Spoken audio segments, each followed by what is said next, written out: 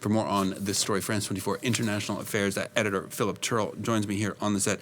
Philip, this continued Ukrainian push into Kursk, is it a wise move considering the difficulty that Ukraine's army is having in Donbass? Well, there are many who are beginning to doubt whether or not this was a good decision by the Iranian military to send so many of its soldiers into Russian territory. Because they are needed on the front line. They are needed to help fight against Russian forces in eastern Ukraine, just as you mentioned, that town there, which is under threat. This is a map showing the advance into Russian territory by Ukrainian forces. They're more or less pushed to the limit right now. Russia is beginning to push back a little bit, but they still say they're advancing. So the Russians haven't sent as many troops there as they could do to try to push back the Ukrainian forces.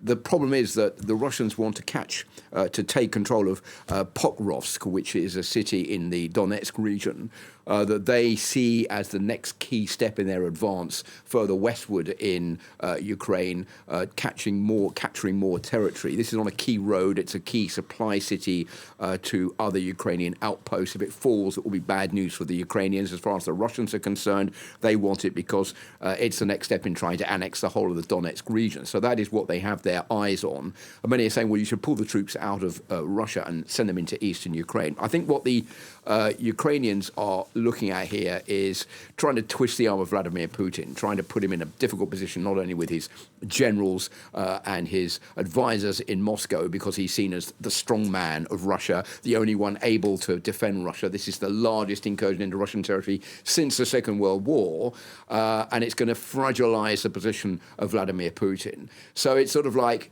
we'll try this, and we won't try that, and we'll try and push Vladimir Putin to do this from the moment he's not moving.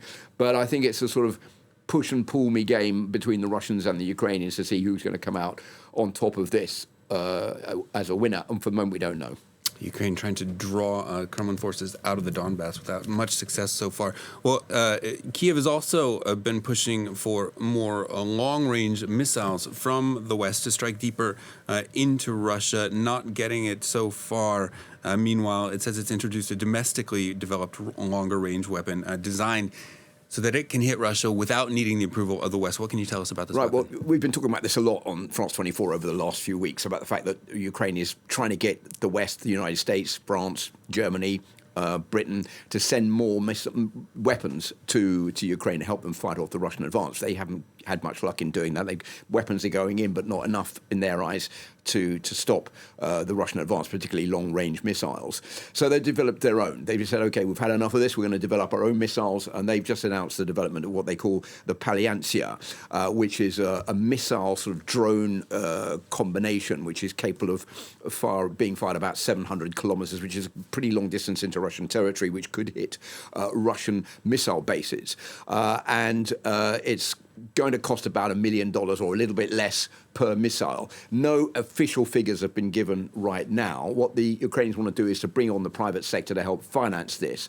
And at the same time, they're developing a ballistic missile, which is also being tried out. This has been announced by Volodymyr Zelensky, the Ukrainian president, which will also be capable of flying up to about 1,000 kilometers, could even get as far as Moscow.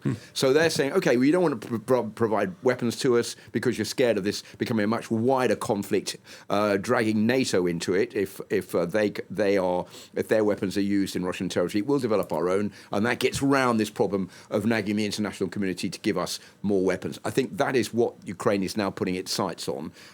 A war is a formidable way of trying to push technology further, and this is something that the Ukrainians are determined to do, just like the Houthis are doing, the North Koreans have been doing. They've all been developing ballistic missiles. This is what Ukraine has decided it's going to have to do as well itself. All right, France 24 International Affairs editor Philip Turle.